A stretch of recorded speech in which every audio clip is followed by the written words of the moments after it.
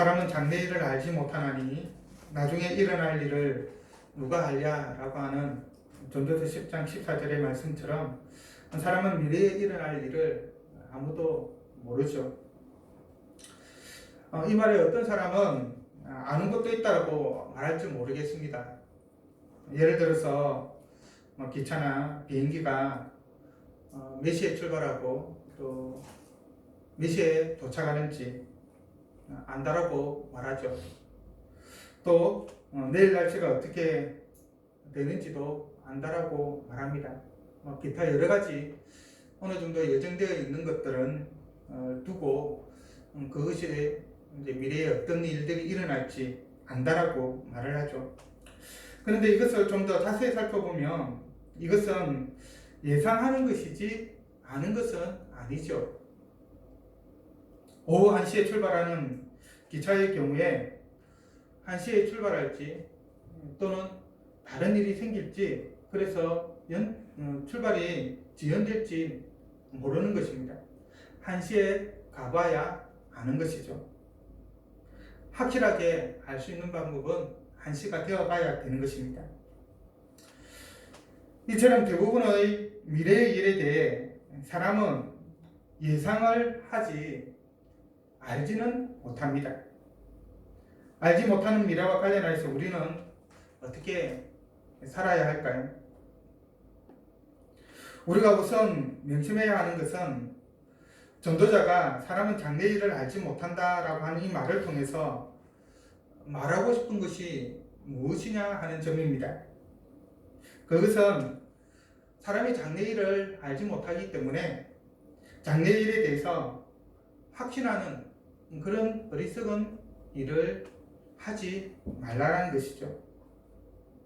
지금 내가 건강하다고 1년 후에 여전히 건강하다라고 확신할 수는 없습니다. 어느 정도 예상은 할 수 있을지 모르겠지만 확신은 못하죠. 오늘 나에게 아무런 사고가 생기지 않았다고 해서 내일 역시 안전하다라고 확신 못하죠. 미래에 대해서는 그 어떤 것도 확신할 수는 없습니다. 예상을 할 뿐이죠. 왜냐하면 모르기 때문입니다. 그런데 이 때문에 미래에 대한 불확실성은 우리에게 막연한 불안감을 조성을 합니다. 미래에 어떠한 일이 일어날지 알지 못하기 때문에 나이가 혹시라도 안 좋은 일이 일어나지 않을까라고 하면서 불안해하는 것이죠. 오늘 무사하지만 내일 어떤 사고가 날지 알 수 없다라고 한다면 혹시 나에게 오늘은 무사히 넘겼지만 내일은 사고가 날 수 있어 라고 그런 생각을 한다면 하루하루를 불안 가운데 살 수밖에 없을 것입니다.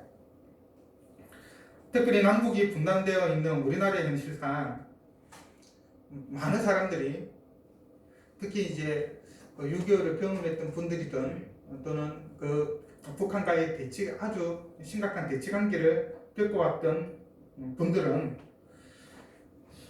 현실상 북한이 언제 부르뜨바할 줄 몰라서 불안에 떨죠. 그리고 이것을 우리나라 정치권이 참으로 많이 이용을 했었습니다. 또 코로나19가 지금 4개월 이상 지속되고 있는 이때에 중국에서 처음 발생했던 때를 한다면 거의 5개월, 6개월이 넘어가고 있는데요. 아직까지는 감염이 되지 않았지만은 언제 감염될지 모른다고 하는 생각을 가지고 있다고 한다면 일상생활을 자연스럽게 영위해 나가는 데 있어서 많은 장애가 있을 것입니다. 특별히 우리나라 같은 경우는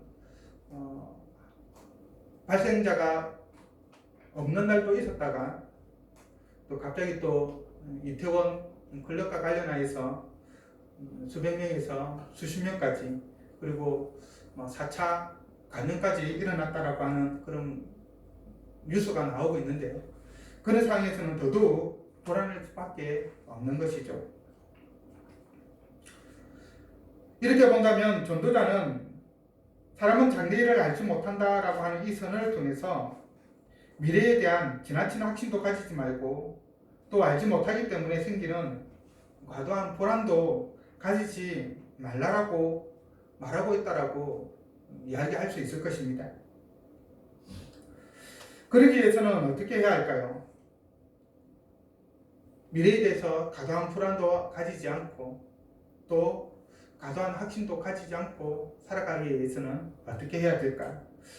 이 불안한, 불확실한 미래를 우리는 어떻게 살아가야 할까? 오늘 본문이 그 방법을 우리에게 말해주고 있습니다. 첫째, 담대하게 투자하고 베푸는 삶을 사는 것입니다. 전도자는 1절과 2절에서 너는 내 떡을 물 위에 던져라. 여러 날 후에 도로 찾으리라. 7에게나 8에게 나눠줄지어다. 무슨 재앙이 땅에 임하는지 내가 알지 못함이니라 라고 말합니다. 여기서 떡을 물 위에 던져라 라고 하는 이 말이 의미하는 바는 무엇일까요? 단순하게 생각해 보면 떡을 물 위에 던지는 것은 떡을 그냥 버리는 행위이죠. 특히 솔로몬 당시 떡은 얇고 평평하고 딱딱한 그런 빵 종류입니다. 오늘날 우리나라로 하면은 그 누룽지 같은 그런 느낌으로 생각하면 좋을 것 같습니다. 밀가루로 만든 누룽지 같은 그런 모양의 빵. 그래서 흐르는 물에 던지면 어떻게 될까요? 처음에는 둥둥 떠내려가겠죠. 아니면은 흐르는 물이 아니라고 한다면 그대로 떠 있을 것입니다. 그리고는 흐르는 물이라고 하면 뭐 강물이나 시냇물에 던진다고 한다면 흘러가다가 이제 물을 머금고 부풀어서 가라앉게 되겠죠. 더 이상 찾는 것은 힘듭니다. 그것을 먹는 것은 힘들죠. 상황이 그러할진데 떡을 물 위에 아무런 이유도 없이 그냥 던지는 경우는 절대로 없을 것입니다. 아무도 그냥 던지지는 않을 것입니다.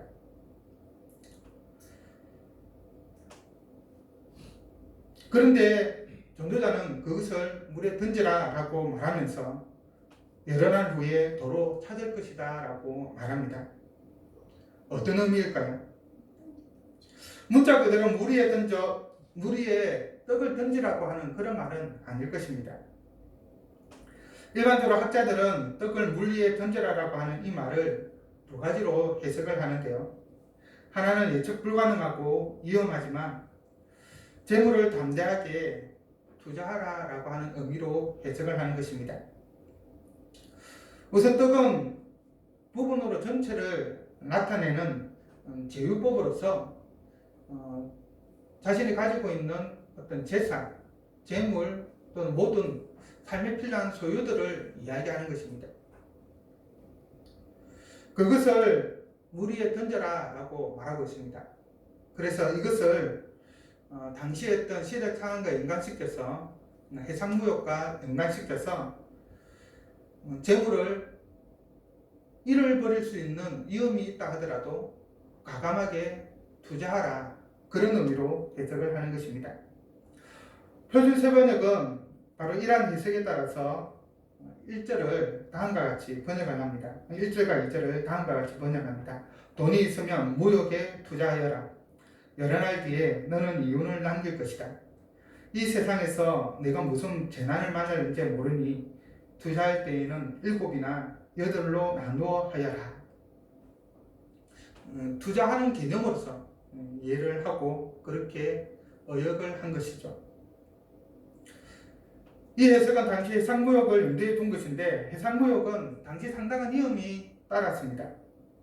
태풍을 만나면 배가 파손할 위험이 상당히 높았죠.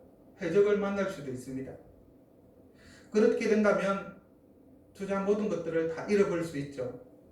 셰익스피어의 비니스의 상인에 보면은 주인공 안토니오죠. 안토니오의 배가 파손했다는 소식을 듣고 알거지가 되는 장면이 나오죠.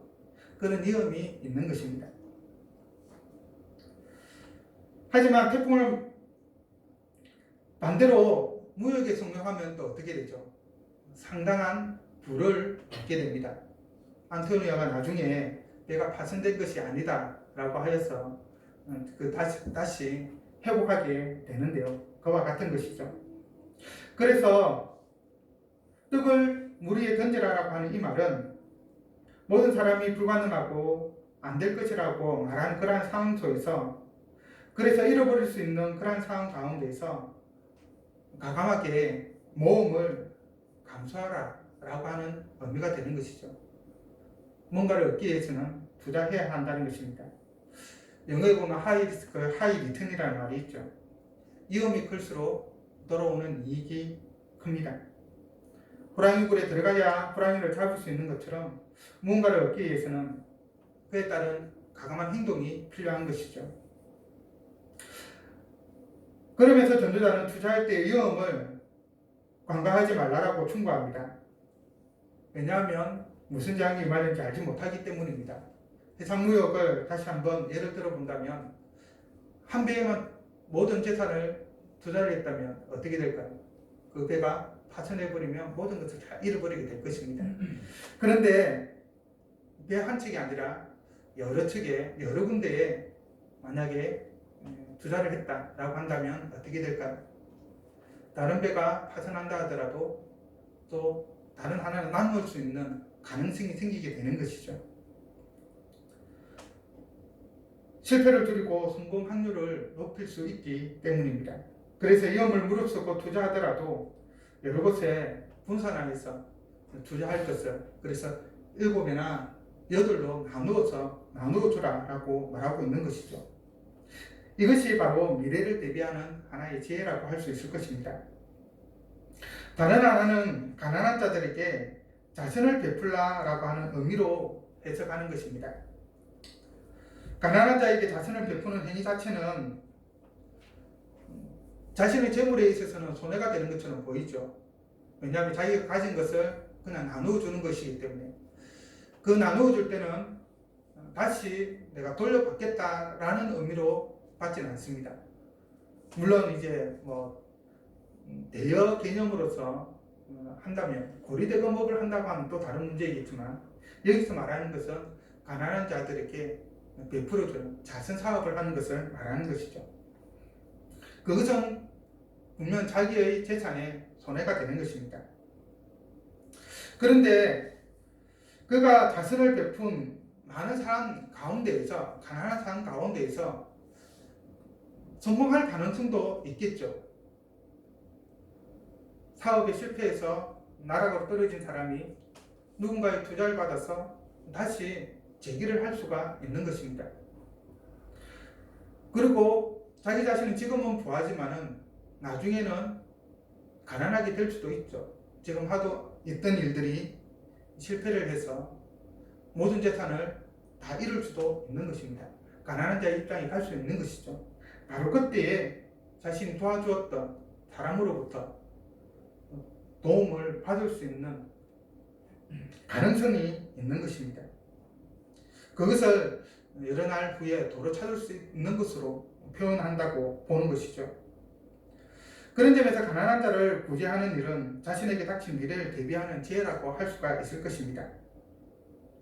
하지만 구제하는 것은 가난한 자들에게 도로 찾지 못할 가능성도 상당히 있습니다. 설사 그 가난한 사람이 성공했다 하더라도 도와주지 않을 수도 있는 것이기 때문이죠. 그리고 그가 어떻게 되었는지, 자기를 도와준 사람이 누구인지도 모르고 어떻게 됐는지도 모를 수도 있을 것입니다. 그런 경우에는 어떻게 도를 찾을 수 있을까요? 그때는 하나님께서 갚아주십니다. 잠언 19장 17절은 가난한 자를 불쌍히 여기는 것은 여호와께 구워드리는 것이니 그의 선행을 그에게 갚아주시리라 라고 말씀을 하십니다. 신명기 15장 10절에서는 너는 반드시 그에게 줄 것이요 줄 때에는 아끼는 마음을 품지 말 것이니라. 이로 말미암아 내 하나님 여호와께서 내가 하는 모든 일과 내 손이 닿는 모든 일에 내게 복을 주시리라. 그리고 누가복음 6장 38절에서 예수님은 주라 그리하면 너희에게 줄 것이니 곧 후히 되어 누르고 흔들어 넘치도록 하여 너희에게 안겨 주리라. 너희가 헤아리는 그 헤아림으로 너희도 헤아림을 도로 받을 것이니라. 이렇게 말씀합니다. 곧 가난한 자들이 갚아주지 못한다고 한다면 하나님께서 그에게 직접적으로 갚아주시겠다라고 말씀을 하시는 것이죠. 그런 점에서 가난한 자들에게 구제를 하는 것은 우리의 미래를 대비하는 지혜로운 한 방편인 것입니다. 한편 이것을 통해 전도자가 말하고자 하는 바는 무엇일까요? 무리에 던져라. 떡을 무리에 던져라. 내가 도로 찾을 것이다. 7이나 8에 나누어서 베풀어라. 재앙이 언제 임할지 알 수 없다. 왜 이런 말을 하는 것일까요? 전도자가 이것을 통해서 말하고자 하는 바는 결국은 무언가를 얻기 위해서는 설령 그것이 아무리 위험하고 불가능해 보이는 것이라 할지라도 그것에 수반되는 행동을 하라는 말입니다. 많은 돈을 벌고 싶으면 현실에 안주해서는 안 되겠죠. 사업을 하는 사람이 지금 현재의 사업에서 안주를 하면 지금보다 더 큰 돈을 벌 수는 없습니다. 위험을 감수하고서라도 사업을 확장하고 또 투자를 해야 하는 것이죠. 그래야 지금보다 더 많은 돈을 벌 수 있습니다. 물론 그 사업이 실패할 수도 있죠. 그러나 그럼에도 투자를 해야 하는 것이죠. 이래서 안 되고 저래서 안 되고 여러 가지 이유를 들어서 하지 않는다고 한다면 돈을 벌 수 있는 가능성은 없는 것입니다. 절벽에 천정묵은 산삼이 있다고 한번 생각을 해보십시오. 저 산삼을 꼭 구해야지. 우리 옛날 전설 교황이나 이런 데 보면 절벽에 있는 산삼을 구해서 병든 노모를 구하는 그런 장면이 나오는데 그 절벽에 산삼이 있어요. 산삼을 얻기 위해서는 어떻게 해야 됩니까? 절벽 위로 올라가야 되겠죠. 아니면은 뭐 내려오든지 어쨌든 절벽을 올라가든지 내려가든지 해야지만이 산삼을 얻을 수가 있는 것입니다. 산삼을 얻을 가능성이 0.1%라도 생기는 것이죠. 하지만 절벽을 오르지 않는다고 한다면 또는 내려가지 않는다고 한다면 어떻게 됩니까? 산삼을 얻을 가능성은 0%입니다. 전혀 없는 것이죠. 지금 전도자가 말하고 있는 것은 정말 너희가 원하는 것이 있다고 한다면 그것을 얻기 위해서 당당하게 행동해야 한다라고 말하고 있는 것입니다. 하지만 전도자는 위험을 감수하되 어리석은 위험은 감수해서는 안 된다라고 또한 말하고 있죠. 그리고 그 위험을 분산할 수 있는 여러 가지 방법들을 강구해야 된다고 말합니다. 2절이 그것을 분명하게 우리에게 말해주고 있죠. 다시 절벽에 있는 산삼의 예로 한번 돌아가 봅시다. 산삼이 아무리 귀하고 좋다 한들 기어오르다가 또는 내려가다가 절벽에서 떨어지면 어떻게 됩니까? 죽는 것이죠. 죽으면 아무 소용이 없습니다. 절벽을 오르다 죽으면 차라리 안 오름만 못하죠. 그렇다면 그것을 얻기 위한 다른 방법을 강구해 봐야 됩니다. 도저히 오를 수 없고 오르다가는 반드시 죽는다는 그런 생각이 든다고 한다면 그 산삼을 얻기 위해서 오르기보다는 그것을 얻을 수 있는 또 다른 방법을 강구해 봐야 되겠죠. 정말로 절벽을 잘 타는 사람을 구해온다든지 아니면은 사다리를 정말로 그 위에까지 올라갈 수 있도록 만든다든지 아니면 줄을 만들어서 위에서부터 그 밑으로 내린다든지 바로 그것이 지혜인 것입니다. 전도자는 미래에 우리가 할 수 있는 일들을 위해서 가감히 투자할 것을 말하고 있습니다. 두 번째로 너무나 명백한 위험이나 결과가 정해져 있는 것 또는 원인과 결과가 명백할 때는 그 위험을 감수하지 말아야 하는 것입니다. 3절을 한번 보십시오. 구름에 비가 가득하면 땅에 쏟아지며 나무가 나무로나 북으로나 쓰러지면 그 쓰러진 곳에 그냥 있으리라. 여기서 너무나도 명백한 사실을 말하고 있습니다. 구름에 비가 가득 담고 있으면, 담자하고 있으면 자연스럽게 비가 내리는 것이죠. 그리고 강풍에 또 태풍에 나무가 쓰러졌습니다. 쓰러지면 누군가 옮기지 않는 한은 그 쓰러진 곳에 그대로 있기 마련입니다. 변하지 않는 것이죠. 어떤 것을 결정하고 행동할 때 너무나 당연한 것을 무시하거나 배제해서는 안 된다는 것입니다. 그것들을 염두에 두고 결정하고 행동해야 합니다. 비구름이 몰려오면 널어놓은 빨래는 빨리 걷어야 되는 거죠. 그리고 어느 정도 비가 올 것 같은 예상이 든다고 한다면 지금 당장은 비가 내리지 않는다 하더라도 널어놓은 빨래는 걷어야 합니다. 쓰러져 있는 어떤 도로, 나무가 쓰러져 있는 도로 또는 돌덩이가 굴러져 있어 그 길을 막고 있는, 또는 오늘날 치면은 사고라고 이제 표현할 수 있겠는데, 사고가 난 것을 안다고 한다면 그것으로 차를 몰고 가면 안 되겠죠. 막힐 것을 알고 지나갈 수 없다는 사실을 알기 때문입니다. 이 같은 상황이면 위험을 감수하는 것은 섭을 지고 불 속으로 뛰어드는 것과 같은 거죠. 참으로 어리석은 행동입니다. 이것을 두고 참 과감한 행동이다, 담대한 행동이다, 그렇게 말하지 않습니다. 어리석은 행동이다라고 말하는 것이죠. 그런 행동은 하지 않는 것이 정답인 것입니다. 너무나도 확실한 것을 살피고 그것을 염두에 두고 결정하고 행동해야지 우리의 미래가 안전한 것입니다. 셋째, 미래에 대해 지나치게 완벽주의적 생각을 하지 말아야 합니다. 사전의 말씀을 보십시오. 풍채를 살펴보는 자는 파종하지 못할 것이요 구름만 바라보는 자는 거두지 못하리라. 해서는 안 될 이유만 찾으면 아무것도 할 수 없습니다. 왜냐하면 모든 것에는 다 안 되는 이유도 있고 안 할 이유도 다 있기 때문이죠. 그것이 아무리 작은 것이라 할지라도 완벽한 때를 찾고 안성맞춤인 때를 찾다가는, 자기가 생각하는 가장 이상적인 그 때를 찾다가는 기회를 놓치게 됩니다. 지금보다 상황이 더 나아질지 또는 상황이 더 악화될지는 우리는 알 수 없기 때문인 것이죠. 지금보다 더 좋은 상황만 찾다가는, 완벽한 상황만, 가장 이상적인 상황만을 찾다가는 아무것도 못하게 됩니다. 최선의 때를 찾는 것은 참으로 중요하죠. 하지만 상황이 좋지 않을 때에도 결정하고 일을 진행해야 할 때가 있습니다. 왜냐하면 모든 것은 때가 있기 때문인 것입니다. 어떤 상황 때문에 그 때를 놓치면 그것을 하고 싶어도 할 수 없는 때가 있는 것이죠.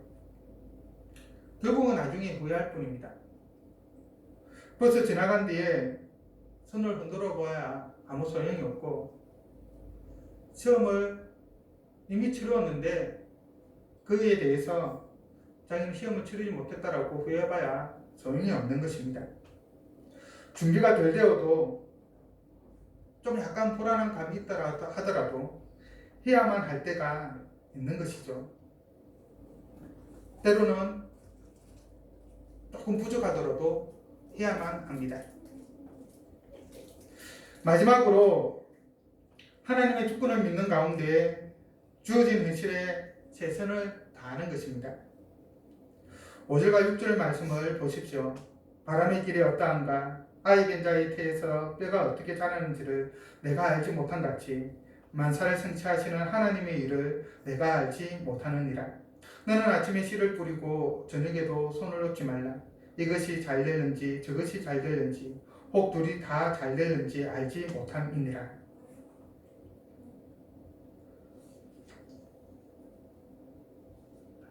안 된다고 생각하는 일이 잘 되는 경우도 있습니다. 또 된다고 확신한 일이 안 될 때도 있어요. 이거는 100% 확신한다라고 하지만은 이상하게 안 되는 경우도 많이 있죠. 왜냐하면 하나님이 만사를 주장하시고 모든 일을 성취하시기 때문입니다. 사람이 어떤 일을 하고 어떤 일을 성취하는 것이 아니라 그 궁극적인 행위자는 하나님이시라는 것이죠. 사람은 그 일이 어떻게 되는지 알지 못하지만 어떤 일들이, 어떤 사건이 또는 다른 여러 가지 일들이 어떻게 일어나는지, 왜 일어나는지 알지 못하지만 하나님은 우리가 알지 못하는 이면까지도 다 아시는 분이십니다. 지금이야 뭐 오늘 본문에 나와 있는 말씀처럼 아이가 어떻게 태어나는지, 사람이 어떻게 태어나는지, 어떻게 자라는지 알 수가 있죠. 그러나 그 당시에는 그것을 잘 알지 못하였습니다. 오늘날도 우리는 모르는 것들이 너무 많이 있습니다. 그러나 하나님은 모든 것을 아십니다. 그리고 설사 우리가 안다 하더라도 그것은 극히 일부일 뿐이죠. 그러나 하나님은 모든 것을 다 아십니다. 우리가 안 된다고 보았던 상황들이 우리가 알지 못하는 데에서 될 수 있는 가능성이 더 많은 것으로 이해될 수도 있는 부분이 있고 또 그 반대인 경우도 많이 있는 것입니다. 우리가 보지 못하고 우리가 알지 못하는 것을 우리 하나님은 보시고 하나님은 아시죠. 그래서 던져다는 하나님이 모든 것을 아시고 이를 성취하시는 분이시다라고 말하고 있는 것입니다. 또한 어떤 일을 이루기 위해서 해보기도 전에 안 된다고 말하지 말아야 합니다. 그것을 이루기 위해 우리는 열심히 노력해야만 합니다. 하루하루 주어진 일에 최선을 다해야 하는 것이죠. 자신의 할 일을 충실히 감당해야 됩니다. 가능한 한 자신의 할 수 있는 일들을 해야 하는 것이죠. 그래서 6절에서 아침에도 씨를 뿌리고 저녁에도 손을 놓지 말라고 합니다. 미래를 바라보면서 자신이 할 수 있는 최선의 일들을 감당해 나가라는 것이죠. 세상에 어떠한 일들이 일어날지 모르지만 안 될 수도 있고 될 수도 있고 그런 여러 가지 가능성이 있지만 부정적인 생각만을 가지고 포기하지도 또 너무 긍정적인 생각만을 가지고 또 모든 것을 유유자적하게 그렇게 보내지 말 것을 말하고 있습니다. 무엇이 되었든 주어진 일들에 최선을 다할 것을 말하고 있는 것이죠. 우리는 불확실한 세상, 미로와 같은 세상을 살아가고 있습니다.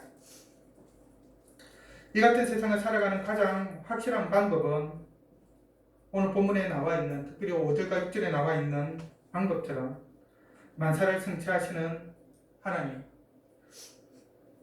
모든 것을 아시는 하나님을 믿고 그의 인도를 받으며 사는 것이라고 할 수 있을 것입니다. 미로를 탈출하는 가장 좋은 방법은 무엇일까요? 오랜 시간 그 미로를 헤매고 다니면 언젠가는 나올 수 있을 것입니다. 때로는 못 나오기도 하겠죠. 하지만 가장 빠르게, 가장 확실하게 나올 수 있는 방법은 무엇입니까? 바로 그것은 미로의 길을, 나가는 길을 아는 사람의 인도를 받는 것이죠. 그것이 가장 확실하고 가장 빠른 방법입니다. 그러면 너무나도 쉽게 미로를 탈출할 수 있습니다. 미로를 지나는 중에는 여러 함정을 만나기도 하고 시간이 너무 걸리는 것 같기도 하고 몸도 마음도 지쳐서 정말 이 길이 맞는지 의심이 들기도 할 것입니다. 저 사람이 정말로 제대로 인도하고 있는지 의심이 들기도 하겠죠. 그런 중에라도 그 사람을 믿고 그의 인도를 따른다고 한다면 자신이 생각할 때 시간이 좀 오래 걸린다 하더라도 지나는 길이 아무리 함정이 많이 있고 어려운 길이라 할지라도 반드시 미로를 탈출하게 될 것입니다. 이와 같이 이 불확실한 세상, 미로 같은 세상에서 하나님을 믿는다고 한다면 확실한 삶을 살아갈 수가 있는 것이죠. 사람은 장래일을 모르지만 하나님은 아십니다. 사람은 성취보다 실패가 더 많죠. 그리고 또 아무것도 못하는 경우도 많이 있습니다. 하지만 하나님은 모든 일을 반드시 성취하시는, 이루시는 분입니다. 당신이 계획한 일들, 당신이 하고자 하시는 그 모든 일들을 반드시 이루시는 분이십니다.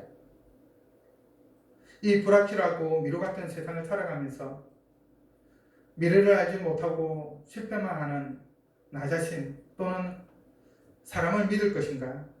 아니면 모든 것을 아시고 모든 것을 주관하시며 모든 것을 다스리시고 또 모든 것을 반드시 성취하시는 하나님을 믿고 의지하는 그 가운데 우리 하나님의 인도를 받을 것인가? 어떤 것이 우리의 미래를 보장해 줄 수 있을까요? 우리의 선택은 명백할 수밖에 없습니다. 모든 것을 아시고 모든 것을 다스리시며 모든 것을 이루시는 우리 하나님을 의지하는 가운데 확실한 미래를 준비하는 우리 여러분들이 되기를 간절히 바랍니다. 기도하겠습니다.